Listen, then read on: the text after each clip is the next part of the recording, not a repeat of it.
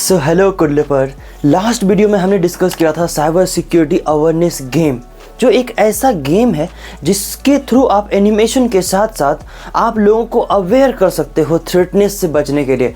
Kind of लोगों के साथ कोई ऐसा गलती ना हो जाए, गलती से उसके नुकसान ना हो जाए, उसके लिए बचने के लिए मैंने वो एप्लीकेशन बताया था। उस वीडियो का लिंक चाहिए तो आई बटन पे आपको दिख रहा होगा। और आज की वीडियो में हम बात करने वाले हैं 5 ऐसे प्रोजेक्ट्स जो रिज्यूमे के लिए बेस्ट होगा। हमने फाइनल ईयर के हिसाब से बहुत सारे प्रोजेक्ट्स देखे हैं, हमने थर्ड ईयर के हिसाब से, फोर्थ ईयर के हिसाब से, प्लेसमेंट्स के हिसाब से, अब रिज्यूमे के हिसाब से बेस्ट 5 प्रोजेक्ट्स देखने वाले हैं इस वीडियो में।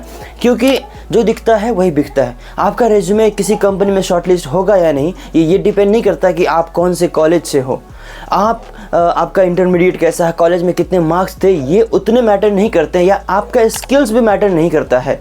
किसी पर्टिकुलर पोस्ट के लिए अगर 10,000 लोगों ने अप्लाई किया है तो स्किल्स तो लगभग सबके सेम होंगे, क्योंकि पाइथन डेवलपर का डिमांड है तो पाइथन, जेंगो, स्क्वालाइट ये सब तो होंगे ना, AWS, GCP, तो सबके रिज्यूमे में होंगे वो सब चीज़ें। लेकिन तो आपका रिज्यूमे फिर शॉर्टलिस्ट क्यों होगा? या फिर 500 रिज्यूमे, 1000 रिज्यूमे तो शॉर्टलिस्ट होगा नहीं। तो कहीं ना कहीं वो की पॉइंट्स प्रोजेक्ट्स होता है। तो प्रोजेक्ट जितना ज़्यादा यूनिक होगा, जितनी ज़्यादा एलिब्रेटेड होगा उसमें कि ये टेक्नोलॉजी आपने इस्तेमाल किया है, ये पर्टिकुलर चीज़ों पर आपने काम किया है, तो आपके रिज्यूमे के शॉर्टलिस्ट होने का चांसेस ज़्यादा होती है। आपके पास भले ही कितना नॉलेज हो, लेकिन जब तक रिज्यूमे शॉर्टलिस्ट नहीं होगा तब तक आपको इंटरव्यू में बैठने का मौका नहीं मिलेगा। और इंटरव्यू में बैठने का मौका नहीं मिलेगा तो फिर अपने नॉलेज का क्या करो क्या? तो वो उस चीज़ को लेके प्रोजेक्ट बहुत ज़्यादा इंपॉर्टेंट है। अब कई बार आप स्विच करना चाहते हो तो भी वो आपके प्रीवियस प्रोजेक्ट के बारे में नहीं पूछते कि आपने इससे पहले वाली कंपनी में कौन से प्रोजेक्ट पे काम किया है, उसकी टेक्निकल स्किल्स और क्या क्या टेक्नोलॉजी आपने इस्तेमाल किया है, इतना नहीं पूछते। वो भी कॉलेज के बारे में पूछते हैं। जब स्विच भी कर रहे होते हो, तो जब कोई दूसरी कंपनी में जा रहे होते हो तो भी वो कॉलेज प्रोजेक्ट के बारे में पूछते हैं। क्यों?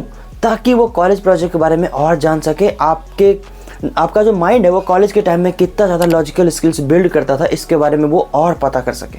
इसलिए कॉलेज प्रोजेक्ट के बारे में बात करते हैं। तो कॉलेज प्रोजेक्ट इसलिए भी इंपॉर्टेंट है। चाहे आप पाइथन से कीजिए, जावा से कीजिए, जावा स्क्रिप्ट से कीजिए, ये मैटर नहीं करता। ये आपके टोटली आपकी जो अंडरस्टैंडिंग है, आपका जो नॉलेज है उस पर डिपेंड करता है। लेकिन रिज्यूमे को शॉर्टलिस्ट करने के लिए प्रोजेक्ट बहुत ज़्यादा इंपॉर्टेंट है। तो चलिए डिस्कस करते हैं वो 5 प्रोजेक्ट्स जो आपके रिज्यूमे में लिखे होंगे। आप एक्सप्लेनेशन के साथ लिखिए। एक्सप्लेनेशन कहाँ से लाओगे? ChatGPT का इस्तेमाल कर लीजिए। उसको प्रोजेक्ट का नाम बताइए, बोलिए कि ये प्रोजेक्ट आप लिखने वाले हो रिज्यूमे में, और आप इसका डिटेल्स दो। वो डिटेल्स देगा, उसके अकॉर्डिंग आप रिज्यूमे में लिख दो। अब इन प्रोजेक्ट्स को फाइनल ईयर के लिए भी यूज़ कर सकते हो।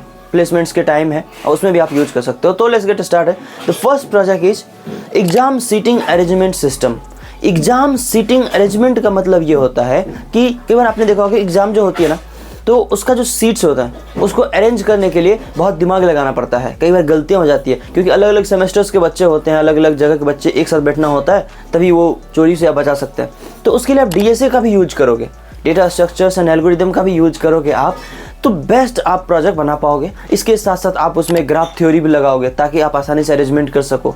तो DSA भी हो गया, ग्राफ भी हो गया। इसमें एडवांस चाहे तो मशीन लर्निंग लगा दीजिए, डेटा साइंस लगा दीजिए कैलकुलेशन में, तो वो ज़्यादा एडवांस भी हो जाएगा और बेस्ट प्रोजेक्ट भी हो जाएगा। और अपने रिज्यूमे में भी आप लिख पाओगे क्योंकि थोड़ा सा यूनिक भी है, और इंटरव्यूअर के सामने एक्सप्लेन भी कर पाओगे बढ़िया से। तो ये प्रोजेक्ट आप अपने फाइनल ईयर के लिए या अपने रिज्यूमे के लिए चूज कर सकते हो। इसका सोर्स कोड चाहिए तो कमेंट सेक्शन में प्रोजेक्ट का नाम लिख दीजिएगा। The next project is women protection application. ये प्रोजेक्ट मैं इसलिए आपको इंसिस्ट करता हूँ बनाने के लिए क्योंकि सोशलाइज एप्लीकेशन है, राइट। ये आपका माइंडसेट दिखाता है, आपका एटीट्यूड भी दिखाता है कि आपने कुछ ऐसा सोचा है जो लोगों को अवेयर कर रहा है, इसके साथ साथ समाज में कुछ नई चीज़ें ला रहा है, पॉजिटिव इम्पैक्ट क्रिएट कर रहा है। आप समाज को अवेयर के साथ साथ समाज को प्रोटेक्शन की दृष्टि से आप देख रहे हो। तो इस तरीके से ये एप्लीकेशन बनाओगे। इसमें क्या करोगे? SOS का बटन लगा दोगे। और मैंने जो सोचा है इसमें आप एडवांस आप ये कर सकते हो अपने रिज्यूमे के लिए कि SOS के साथ साथ आप जब मशीन लर्निंग अप्लाई करोगे ना, हालांकि हमारे पास सोर्स कोड है, कमेंट सेक्शन में प्रोजेक्ट का नाम लिखिएगा तो हम उसका सोर्स कोड भेज देंगे।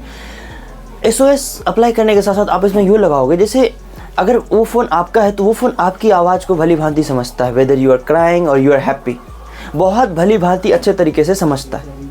लेकिन जब आप रोते हो और अधिक समय तक रोते हो, और ऐसा कभी हुआ ही नहीं, खास तौर पर वुमेन के साथ ऐसा कभी हुआ ही नहीं कि आपने इतना रोया, और रोने का जो वो है ना एक्यूरेसी, वो अलग है, डिफरेंट है। उससे पता चल जाता है। अब क्योंकि ये मशीन लर्निंग लगी रहेगी तो उनके अंदर हजारों करोड़ों लोगों के डेटा रहेंगे जिससे कि पता चलता है कि नॉर्मल जो क्राई की आवाज़ होती है, जो आपके अंदर की आवाज़ होती है, और अगर क्राई के साथ साथ इतना ज़्यादा चिल्लाहट या फिर ऐसा जो ये प्रतीत करे कि इसके साथ कुछ तो भी थ्रेटनेस हो रही है, कुछ तो भी गलत हो रहा है, तो फिर वो ऑटोमेटिक उनके पेरेंट्स को लोकेशन और सब कुछ भेज दे। इवन नेट ऑफ हो तो भी फ़ोन के सहायता से भेज दे, मोबाइल नंबर की सहायता से कॉल चला जाए, मैसेज चला जाए। तो आप इस तरह की चीज़ें, एडवांस चीज़ें आप उसमें ऐड कर सकते हो। हमारे पास सोर्स कोड है, कमेंट सेक्शन प्रोजेक्ट का नाम लिखिएगा। Next project is advanced attendance management system. अच्छा, इसमें मैनेजमेंट सिस्टम है, चाहे तो मैनेजमेंट सिस्टम हटा दीजिए अगर आपके कॉलेज में मैनेजमेंट सिस्टम जैसी प्रोजेक्ट का रिक्वायरमेंट नहीं है। तो it's like advanced attendance system using face and QR भी लगा दीजिए और फेस भी लगा दीजिए। अगर आप कॉलेज गए हो तो वहाँ पे फेस सिस्टम कर दीजिए और आप स्कैन कर लीजिए, या टीचर के फ़ोन से स्कैन होगा, आपका अटेंडेंस बन जाएगा। या फिर क्यूआर सेट कर दीजिए, जो क्यूआर ऐसा नहीं कि लोगों की प्रॉक्सी लगा देगा, नहीं, वो रन टाइम में जनरेट होगा। जैसे आप कॉलेज गए और आपने एप्लीकेशन दिखाया और रन टाइम में क्यूआर जनरेट हो गया। कैसे आप सिनेमा जाते हो तो क्यूआर आप दिखाते हो और वो स्कैन कर लेता है आपके टिकट को, उस तरह से क्यूआर से जनरेट कर सकते हो आप। तो इस तरह का ये एडवांस हो जाएगा, क्योंकि इसके अंदर ऑलरेडी आपने बायोमेट्रिक भी लगा सकते हो, और उसके जो मशीन लर्निंग के मॉडल्स हैं, जैसे फेस डिटेक्ट करोगे, जैसे क्यूआर को डिटेक्ट करोगे, चाहे तो आप थंब डिटेक्ट कर सकते हो। तो अपने आप में एडवांस प्रोजेक्ट हो जाएगा कॉलेज के लिए भी और आपके रेज्यूमे के लिए भी, ताकि आप एक्सप्लेन कर सको रेज्यूमे में e commerce management system, library management system, sentiment analysis, ऐसी चीज़ें को अवॉइड करो। लाइब्रेरी क्या, ये सब you have to avoid it, right? फिर सोर्स को write the project name in the comment section. The next project is cyber security awareness game. अभी इसके बारे में मैं और ज़्यादा बताऊंगा तो वीडियो लंबा हो जाएगा, क्योंकि इस पर मैंने ऑलरेडी एक वीडियो बना रखी है, आई बटन पे आपको लिंक दिख रहा होगा। तो वहाँ पे एक्सप्लेन किया है कि साइबर सिक्योरिटी अवेयरनेस गेम क्या होता है और इसको कैसे आप प्रोजेक्ट बना सकते हो। इसका सोर्स कोड भी हमारे पास अवेलेबल है। इसमें बेसिकली आप गेम के थ्रू बनाते हो, जहाँ पे लोगों को अवेयर करते हो कि क्या OTP देना चाहिए, नहीं देना चाहिए, लोगों के साथ घाटा हो रहा है, वो एनिमेशन में गेम खेलेंगे और उससे पता चलेगा अच्छा गेम खेलते खेलते आइडिया लग जाएगा ये चीज़ करना चाहिए, नहीं करना चाहिए। इसको डिटेल में मैंने समझाया है, आप आई बटन पर चेक कर लीजिएगा। डिस्क्रिप्शन में भी उसका लिंक मिल जाएगा आपको, वहाँ भी आप चेकआउट कर सकते हैं। Last but not list, blood group detection using fingerprint. अच्छा, फिंगरप्रिंट की मदद से ब्लड ग्रुप को कैसे डिटेक्ट किया जा सकता है? जैसे ब्लड ग्रुप डिटेक्ट करते हैं ना, तो अभी ब्लड निकालते हैं, फिर उसका हम टेस्टिंग करते हैं तो ब्लड तो निकलता है ना, तो इसको बचाया भी किया जा सकता है क्या? बिल्कुल किया जा सकता है, क्योंकि सबके थंब जो होते हैं ना वो अलग होते हैं और थंब कहीं ना कहीं ब्लड से जुड़ा हुआ होता है। तो बहुत सारे ऐसे कोड है, सैम्पल है जो kaggle.com पर ऑलरेडी पड़ा हुआ है। आपको चाहिए तो आप कमेंट सेक्शन में लिखिएगा, मैं उसको आपको उसका लिंक भेज दूंगा। तो क्या होता है कि थंब, अगर आपका ब्लड ग्रुप बी पॉजिटिव है तो आपका थंब अलग होगा, अगर किसी का ए है, बी है तो उसका अलग होगा, किसी का ओ है तो उसका अलग होगा। तो ऐसे जब हज़ारों डेटा सेट के साथ आप मॉडल बनाओगे तो आप ये पता कर सकते हो कि अगला कोई थंब डाले तो आप उसका ब्लड ग्रुप बता सकते हो, और ये काफ़ी यूनिक आइडिया है। तो इसको आप ज़रूर इंप्लीमेंट कर सकते हो। इसका सोर्स कोड है हमारे पास, चाहिए तो कमेंट सेक्शन प्रोजेक्ट का नाम लिख दीजिएगा, मैं उसका सोर्स कोड जल्द भेजने की कोशिश करूँगा। और आज के लिए इतना ही, मिलते हैं किसी और वीडियो में, तब तक के लिए have a good day, see bye.